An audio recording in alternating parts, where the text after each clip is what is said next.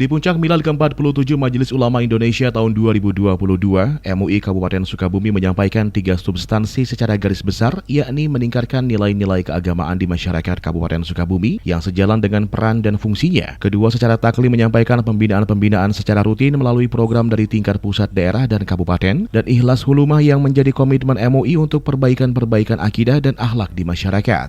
Di tahun baru Islam 1 Muharram 1444 Hijriah, esensi di tahun tersebut harus ada perubahan pemikiran ke arah positif, dari kurang baik menjadi lebih baik, dari perubahan program-program menjadi lebih baik lagi. Esensi dari hijrah ini adalah harus ada perubahan ke arah yang positif. Ya, harus ada perubahan pemikiran, perubahan dari yang kurang baik menjadi baik, perubahan dari yang kurang menguntungkan menjadi sangat menguntungkan untuk umat Islam di kemudian hari.